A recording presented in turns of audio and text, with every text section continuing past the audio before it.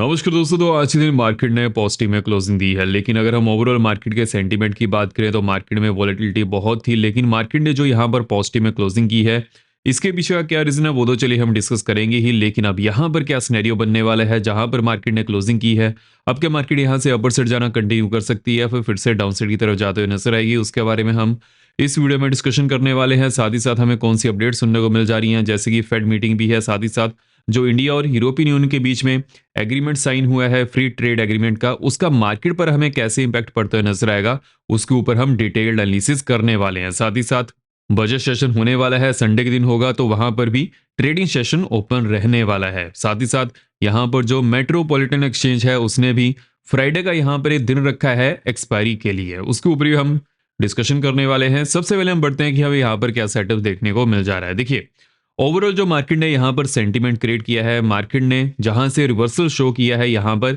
एक अच्छा खासा बुलिश जोन बन चुकी है, विच मींस की जब भी मार्केट इस जोन के आसपास आएगी तो वहां से सपोर्ट लेने वाली है। लेकिन एक चीज के ऊपर फोकस करना है, ट्रंप का अभी तक के लिए भी बयान नहीं आया है यूरोपियन यूनियन और इंडिया के ट्रेड डील के ऊपर।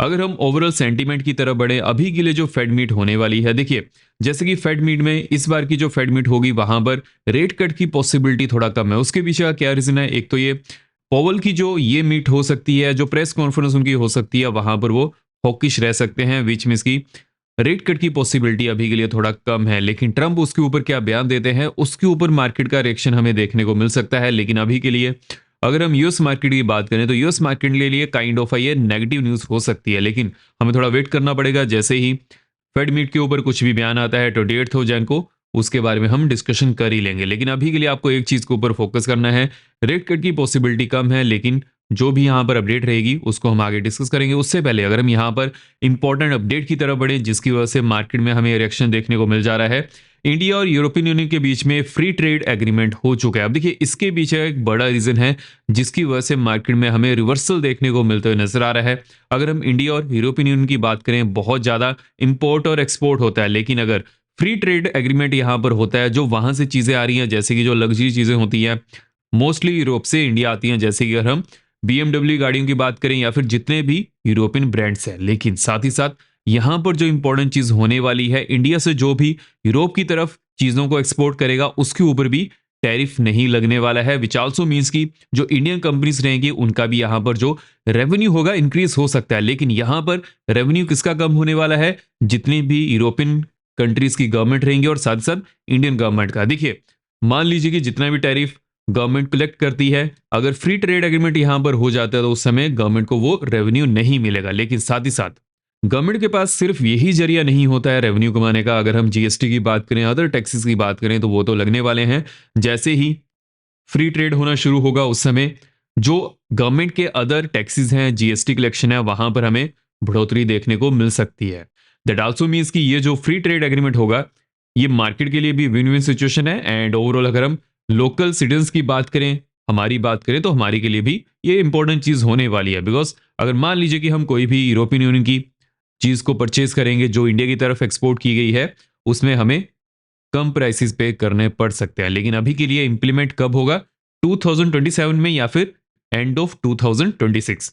एंड देखिए, जो हमने यहाँ पर जोन्स को डिस्कस किया था, मार्केट में अच्छी तरह से पैन आउट होते नजर आई है। देखिए, मार्केट ने कहां पर ओपनिंग की थी, जैसे कि मैंने आपको इस चीज के बारे में अपडेट किया था, जो हमें ट्रंप और वेंस की ऑडियो लीक सुनने को मिली थी, उसकी वजह से मार्केट में नेगेटिविटी थी। लेकिन साथ ही साथ अगर हम यहाँ पर स्कॉट बेसेंट की बात करें तो वहां पर हमें क्या सुनने को मिला था, 25% टैरिफ को कम किया जा सकता है इंडिया के ऊपर, जो यूएसए ने 50% टैरिफ हाइक लगाया है, जिसकी वजह से क्या सिनेरियो बनेगा, मार्केट फ्लैट जोन के आसपास ओपन कर सकती है। और वैसा ही मार्केट ने यहां पर ओपन किया, उसके बाद एकदम से सेलिंग प्रेशर बनते हुए नजर आया। लेकिन मार्केट ने कहां पर सपोर्ट ली है, 945। उसके बाद जैसे ही मार्केट ने यहां पर सपोर्ट ली, मार्केट अपर साइड की तरफ जाते हुए नजर आई। और जो भी हमने यहां पर जोन्स को डिस्कस किया था, मार्केट ने वहां पर अच्छे खासे सेटअप शो किए हैं। तो जो भी हम यहां पर जोन्स को डिस्कस करते हैं, मार्केट के लिए इंपॉर्टेंट जोन होती हैं। जैसे अगर हम बैंक्स की बात करें तो बैंक्स में भी जो हमने यहाँ पर जोन्स को डिस्कस किया था, मार्केट में अच्छी तरह से पैन आउट होते हुए नजर आई है। मार्केट ने कहां पर सपोर्ट ली है, 58,200 टू 275। उसके बाद मार्केट यहीं से अपर साइड जाते हुए नजर आई और मार्केट में फिर हमें एक अच्छा खासा मोमेंटम देखने को मिला था because of the Indian European union free trade agreement. अगर वो एग्रीमेंट यहां पर नहीं होता, उस समय मार्केट यहीं पर ही होवर करते हुए नजर आई थी। लेकिन जैसे ही एग्रीमेंट हुआ, मार्केट में हमें एक मोमेंटम बनते हुए नजर आया। तो इसीलिए जो भी हम यहाँ पर जोन्स को डिस्कस करते हैं मार्केट के लिए इंपॉर्टेंट जोन होती हैं।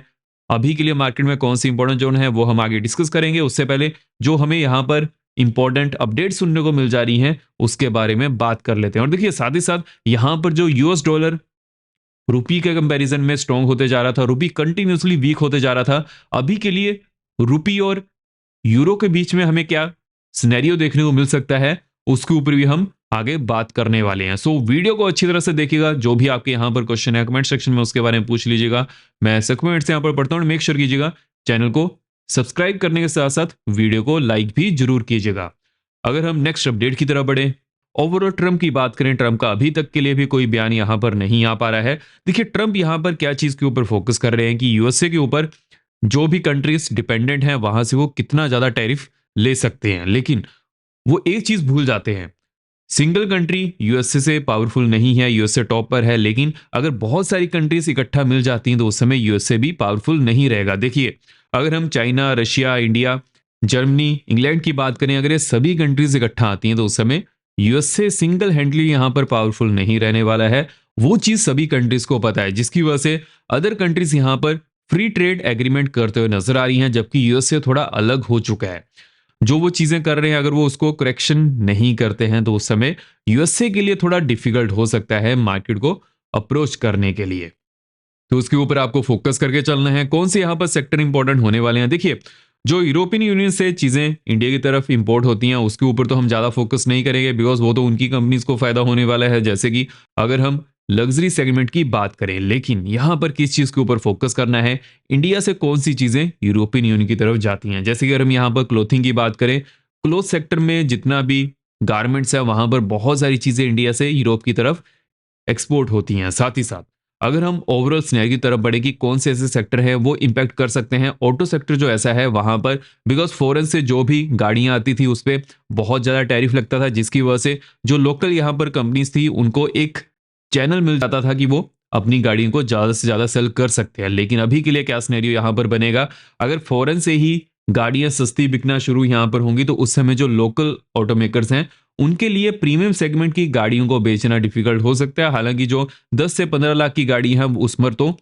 डोमेस्टिक ऑटोमेकर्स की ही डोमिनेशन होने वाली है। लेकिन जो अदर यहाँ पर प्रीमियम गाड़ीज हैं, जैसे कि अगर हम एग्जांपल लेकर चलें जो इंडिया में मैन्युफैक्चर की जाती हैं गाड़ियां, स्कॉर्पियन या फिर टाटा हैरियर, तो वहां पर हमें कुछ कमी देखने को मिल सकती है। लेकिन जब ये इंप्लीमेंट होगा उसके बाद हमें फिर से इस चीज को अगेन एनालाइज करना पड़ेगा। लेकिन अभी के लिए जो हमारे पास यहाँ पर चीजें बनते हुए नजर आ रही हैं उसके ऊपर हमने डिस्कशन कर लिया। अगर हम यहाँ पर नेक्स्ट अपडेट की तरफ बढ़े, देखिए जो मेट्रोपॉलिटन एक्सचेंज है, जेरोधा, ग्रो जैसे इन्वेस्टर्स सपोर्ट कर रहे हैं, उसकी जो एक्सपायरी यहाँ पर होने वाली है वो फ्राइडे सेशन के लिए रखी गई है। देखिए जैसे कि ये रूल इंप्लीमेंट हो चुका है, जितनी भी एक्सचेंजेस हैं वो वीक में सिर्फ एक दिन ही एक्सपायरी रख सकती हैं। जब हर दिन एक्सपायरी होती थी वहां पर वॉल्यूम ज्यादा एक्सचेंज होता था, लेकिन अभी के लिए वॉल्यूम भी बहुत ज्यादा कम हो चुका है इंडियन मार्केट में। लेकिन यहां पर जो अदर एक्सचेंजेस है उनको जो ब्रोकर हैं वो सपोर्ट कर रहे हैं सो दैट ज्यादा से ज्यादा दिन एक्सपायरी हो सके। अब देखिए यहां पर क्या चीजें हमें देखकर चलनी है। फर्स्ट ऑफ ऑल वो फर्स्ट को जब संडे है वहां पर भी मार्केट ओपन रहेगी। साथ ही साथ मेट्रोपॉलिटन एक्सचेंज की जो एक्सपायरी होने वाली है वो फ्राइडे को दिन रहेगी। हालांकि देखिए वहां पर वॉल्यूम ज्यादा नहीं है और साथ ही साथ जो जितने भी यहाँ पर ब्रोकर हैं उनको भी उस चीज का एक्सेस नहीं है। जब मोस्टली जो ब्रोकर हैं जैसे कि जेरोधा, ग्रो, बिकॉज वो उसको सपोर्ट कर रहे हैं, उनका जो एक्सेस है वो भी वहां पर आ ही सकता है। तो हमें थोड़ा वेट करना पड़ेगा। लेकिन ये चीज बहुत ज्यादा इंपॉर्टेंट होने वाली है, बिकॉज अगर ऐसा होता है उस समय ट्यूसडे, थर्सडे और फ्राइडे के दिन एक्सपायरी होने वाली है। अगर हम ओवरऑल क्रिप्टो मार्केट की बात करेंगे, क्रिप्टो में हमें क्या चीज देखने को मिल जा रही है। देखिए अभी के लिए जो क्रिप्टो मार्केट है रेंज बाउंड है, लेकिन इंपॉर्टेंट जोन्स की तरफ बढ़े 88,250 के ऊपर अगर 15 मिनट कैंडल क्लोज करती है नेक्स्ट जोन यहाँ पर ऑलमोस्ट 89,250 की बनते हुए नजर आ रही है। लोअर एंड की बात कर लेते हैं, लोअर एंड में 87,450 के नीचे अगर 15 मिनट कैंडल क्लोज करती है डाउन साइड में नेक्स्ट जोन यहाँ पर 86,850 की देखने को मिल सकती है एंड 86,200 की बनते हुए नजर आ रही है। अगर हम ईटीएच की बात करेंगे, ईटीएच में कौन सी इंपॉर्टेंट जोन्स के ऊपर फोकस करना है, 2935 अगर 15 मिनट कैंडल 35 के ऊपर क्लोज करती है नेक्स्ट यहाँ पर ऑलमोस्ट 65 की बनते हुए नजर आ रही है। हालांकि जब मार्केट इस जोन के आसपास आएगी फिर से हमें इसको एनालाइज करना पड़ेगा। लोअर एंड की बात कर लेते हैं, ठीक है, लोअर एंड में 2900 के नीचे अगर 15 मिनट कैंडल क्लोज करती है डाउन साइड में नेक्स्ट यहाँ पर 2875 की बनते हुए नजर आ रही है। उसके बाद 42 की नेक्स्ट जोन देखने को मिल सकती है। अगर हम गोल्ड की बात करें, देखिए गोल्ड अभी के लिए जहां पर आ चुका है, एक अच्छी खासी इंपॉर्टेंट जोन हमें यहां पर देखने को मिल जा रही है, लेकिन एक चीज के ऊपर फोकस करना है। गोल्ड में जो अभी के लिए हमें यहां पर मोमेंटम देखने को मिलेगा थोड़ा वाइल्ड हो सकता है, तो उसके लिए जो स्टॉप लॉसेस हैं वो अच्छे प्लेस पर होने चाहिए। अब मैं यहां पर किस जोन के ऊपर फोकस कर रहा हूं, 5118। अगर 18 के ऊपर 50 मिनट कैंडल क्लोज करती है, नेक्स्ट जोन यहाँ पर 5156 की होने वाली है। उसके बाद नेक्स्ट जोन यहाँ पर 88 की बनते हुए नजर आ रही है। लोअर एंड की बात कर लेते हैं। लोअर एंड में अगर 5062 के नीचे 15 मिनट कैंडल क्लोज करती है डाउन साइड में, नेक्स्ट जोन यहाँ पर 5027 की होने वाली है। उसके बाद नेक्स्ट जोन यहाँ पर 5004 की बनते हुए नजर आ रही है। हालांकि अगर 5000 के नीचे 15 मिनट कैंडल क्लोज करती है, उसके बाद यहां पर फॉल देखने को मिल सकता है, लेकिन अभी के लिए वैसी कोई सिचुएशन नहीं है। जब तक ट्रम्प की तरफ से स्टॉक मार्केट के ऊपर कुछ पॉजिटिव बयान नहीं आता है, उस समय तक के लिए जो कमोडिटी है यहां पर गिरने वाली नहीं है। कमोडिटी में हमें बढ़ोतरी देखने को मिल सकती है, तो उसके ऊपर आपको फोकस करके चलना है। अगर हम यहाँ पर सिल्वर की बात करेंगे, सिल्वर में कौन सी इंपॉर्टेंट चीजों के ऊपर फोकस करना है, देखिए सिल्वर अभी के लिए 108 के आसपास है, तो यहाँ पर सिर्फ एक चीज के ऊपर फोकस करना है। 110 के ऊपर अगर अगेन 15 मिनट कैंडल क्लोज करती है, नेक्स्ट जोन यहाँ पर 113.27 की होने वाली है। उसके बाद नेक्स्ट जोन ऑलमोस्ट 116 की देखने को मिल सकती है। लोअर एंड की बात कर लेते हैं। लोअर एंड में 106 नीचे अगर मार्केट जाती है, उसके बाद नेक्स्ट जोन यहाँ पर 104 की होने वाली है। हालांकि यहाँ पर एक अच्छी खासी सपोर्ट जोन प्रेजेंट है, लेकिन अगर 103 के नीचे मार्केट जाती है, तो उसके बाद नेक्स्ट जोन यहाँ पर ऑलमोस्ट 101 की होने वाली है। और देखिए जैसे कि कॉइन डीसीज में ऑप्शन रहता है, गोल्ड और सिल्वर को वहां पर ट्रेड किया जा सकता है, लेवरेज अच्छी खासी मिल जाती है, तो उसका भी आप फायदा उठा सकते हैं। साथ ही साथ चार्ट के ऊपर भी ट्रेड्स को प्लेस किया जा सकता है। डिस्क्रिप्शन बॉक्स में मैंने लिंक दिया हुआ है, वहां से अकाउंट ओपन करिएगा। जैसे ही अकाउंट ओपन करते हैं, उसके बारे में मुझे मैसेज कर दीजिएगा, जिसको भी क्रिप्टो चैनल में ऐड होना है, जहां पर मैं अपडेट करता रहता हूं कि मार्केट में अभी के लिए क्या सेंटीमेंट है, क्रिप्टो कैसा मूव कर सकता है। लिंक मैंने डिस्क्रिप्शन बॉक्स में दिया हुआ है, वहां से जरूर चेकआउट कर लीजिएगा। अगर हम नेक्स्ट अपडेट की तरफ बढ़े, देखिए जैसे कि इंडिया और यूएसए में अभी के लिए अभी जो टैरिफ डील है कंटिन्यूसली चलते जा रही है, वहां पर हमें कुछ भी अपडेट सुनने को नहीं मिल रही है। लेकिन अगर हम इंडिया और यूरोपियन यूनियन की बात करें, तो इन दोनों के बीच में फ्री ट्रेड एग्रीमेंट है वो कंप्लीट हो चुका है, जिसकी वजह से यूएसए के ऊपर बहुत ज्यादा प्रेशर अभी के लिए बन चुका है कि उनको इंडिया के साथ जल्दी से जल्दी डील कंप्लीट करनी पड़ेगी। अब देखिए जैसे कि रिसेंटली हमें स्कॉट बेसेंट की तरफ से सुनने को मिला था, जो इंडिया के ऊपर एक्स्ट्रा 25% टैरिफाई किया गया है because of the Russian oil import, वो कम हो सकता है। उसके पीछे का उन्होंने ये रीजन दिया है कि इंडिया ने रशियन ऑयल को इंपोर्ट करना बहुत ज्यादा कम कर दिया, जिसकी वजह से ये चीज यहां पर बन सकती है। लेकिन फिर भी इंडिया के ऊपर 25% टैरिफ हाइक तो रहेगा ही। तो देखना पड़ेगा यहाँ पर इंडिया और यूएसए में कैसी टैरिफ डील होती है। अगर मान लीजिए कि इंडिया और यूएसए में जो भी यहाँ पर टैरिफ डील होती है, उसमें अगर 15% के आसपास या फिर 10% के आसपास टैरिफ हाइक होता है, तो वो मार्केट के लिए पॉजिटिव हो सकता है, तो उसके ऊपर फोकस करके चलना है। लेकिन अगर हम यहाँ पर अपनी नेबरिंग कंट्रीज की बात करेंगे, वहां पर हमें क्या चीज देखने को मिल जा रही है, बांग्लादेश की बात करें वहां पर भी इंस्टेबिलिटी है। साथ ही साथ श्रीलंका की बात करें तो वो भी इंस्टेबिलिटी के बाद अभी के लिए उभर रहा है। लेकिन अगर हम पाकिस्तान की बात करें, तो वहां पर भी इंस्टेबिलिटी बहुत ज्यादा देखने को मिल जा रही है। रिसेंटली हमें यहां पर क्या चीजें बनते हुए नजर आई थी, यूएई पाकिस्तान के इस्लामाबाद एयरपोर्ट के साथ कुछ डील करने वाला था, जिसको कि उन्होंने रिजेक्ट कर दिया है। लास्ट वीक यूए की जो प्रेसिडेंट है वो इंडिया की विजिट पर थे। अब देखिए यहां पर किस चीज के ऊपर फोकस करना है, श्रीलंका में कोई भी डील होती है तो वो हमारे लिए एक बेटर सिचुएशन बनती है, बिकॉज नेबरिंग कंट्री में पीस आएगा। लेकिन अगर हम पाकिस्तान की बात करें, वहां पर कुछ भी डील होती है उसका बड़ा हिस्सा इंडिया में इंस्टेबिलिटी क्रिएट करने में लगता है, जिसकी वजह से ये जो यहाँ पर न्यूज है ये इंडिया के लिए पॉजिटिव है, तो उसके ऊपर फोकस करके चलना है। अगर हम रुपी की बात करें, देखिए जैसे कि रुपी $92 के आसपास पहुंच चुका है। अभी के लिए जो रुपी यूरो के कंपैरिजन में कैसा मूव करता है उसके ऊपर फोकस होना चाहिए। मान लीजिए कि जो इंडियन कंपनीज हैं बाहर ज्यादा एक्सपोर्ट करती हैं, यूरोपियन यूनियन में ज्यादा एक्सपोर्ट करती हैं, उस समय तो रुपी यूरो में स्ट्रांग होने वाला है। लेकिन अगर जो यूरोप से इंडिया की तरफ चीजें आती हैं, अगर वो ज्यादा बिकती हैं, तो उस समय रुपी यहां पर यूरो के कंपैरिजन में वीक हो सकता है। तो हमें किस चीज के ऊपर फोकस करना है, जो भी यहां से चीजें यूरोप की तरफ एक्सपोर्ट होती हैं वो ज्यादा बढ़नी चाहिए एज कंपेयर टू यूरोप से जो इंडिया की तरफ चीजें आ रही हैं। तो ये चीज बहुत ज्यादा इंपॉर्टेंट हो जाती है। इस चीज के ऊपर आपको बहुत अच्छी तरह से फोकस करके चलना पड़ेगा। अगर हम एफ के डाटा की बात करें, देखिए आज के दिन एफ के डाटा बहुत ज्यादा लेट हो चुके हैं, लेकिन जो ओवरऑल हमें यहाँ पर चीजें देखने को मिल जा रही हैं, अगर एफ यहाँ पर रेड में ही डाटा शो करते हैं, उस समय जो ये वीक होने वाला है, यहाँ पर एफआईज की तरफ से हमें पॉजिटिव में डाटा देखने को मिल सकता है। अगर वो ऐसा नहीं होता है, उस समय एक चीज़ तो यहाँ पर क्लियर होगी, जो एफआईज हैं इंडिया और यूएसए की जो यहाँ पर डील कंप्लीट हुई है, उससे कोई ज़्यादा खुश नहीं है, लेकिन इसकी पॉसिबिलिटी थोड़ा कम है। हाँ, एफआईज जब तक यूएस और इंडिया की टैरिफ डील कंप्लीट नहीं होती है, उस समय तक के लिए थोड़ा वेट करेंगे। लेकिन जो ये भी डील है, ये भी बहुत ज़्यादा इंपॉर्टेंट है। यहाँ पर जो एफआईज का सेलिंग अमाउंट है, वो एटलीस्ट कम तो होनी चाहिए, तो उस चीज़ के ऊपर फोकस करके चलना है।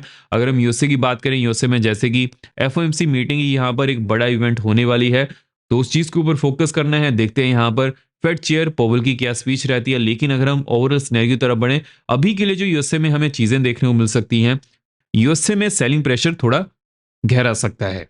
उसके पीछे का एक सिंपल सा रीजन है, बिकॉज जो यूएसए में कंज्यूमर कॉन्फिडेंस के नंबर आए हैं, वो थोड़ा कम आए हैं, जिसकी वजह से वो हमें वहां पर चीजें बनते हुए नजर आएंगी। हालांकि जो फेड मीट होने वाली है, वहां पर ज्यादा फोकस रहेगा। अभी के लिए यहाँ पर किन जोन्स के ऊपर फोकस करना है, उसके बारे में बात कर लेते हैं। देखिए, मैं किस चीज के ऊपर फोकस करूंगा, मार्केट में 145 टू 130 के ऊपर ही गैप ओपनिंग होनी चाहिए। अगर ऐसा नहीं होता है, तो उस समय मार्केट में यहाँ पर सेलिंग प्रेशर गहरा सकता है। लेट से कि मार्केट 130 नीचे जाती है, डाउन साइड में एक्शन यहाँ पर 25,065 की होने वाली है। उसके बाद एक्शन यहाँ पर 25,015 टू 25,000 की बनते हुए नजर आएगी। लेकिन अगर मार्केट इसके ऊपर ओपन करती है, उसके बाद एक्शन यहाँ पर 215 टू 250 की बनते हुए नजर आ रही है। उसके बाद एक्शन 310 टू 375 की देखने को मिल सकती है। हालांकि इस चीज के ऊपर फोकस करना है कि बैंक्स यहां पर कैसा मूव करते हुए नजर आ रहे हैं, बिकॉज बैंक्स में हमें एक अच्छा खासा मोमेंटम देखने को मिल चुका है। अगर बैंक्स 250 के ऊपर ही ओपन करते हैं, नेक्स्ट जोन यहाँ पर 400 टू 430 की देखने को मिल सकती है। उसके बाद नेक्स्ट जोन 59,565 टू 680 की बनते हुए नजर आ रही है। लोरेंट की बात कर लेते हैं। लेट से कि बैंक्स 220 के नीचे ही ओपन करते हैं डाउन साइड में, नेक्स्ट जोन यहाँ पर 59,100 की होने वाली है। उसके बाद नेक्स्ट जोन 58,965 की बनते हुए नजर आ रही है। 825 टू 800 की नेक्स्ट जोन देखने को मिल सकती है। तो इन सभी चीजों के ऊपर हमें फोकस करके चलना है। जो भी हमने यहाँ पर जोन्स को डिस्कस किया है, अच्छी तरह से इन जोन्स के ऊपर फोकस करिएगा। अब मिलते हैं नेक्स्ट वीडियो में। जय हिंद।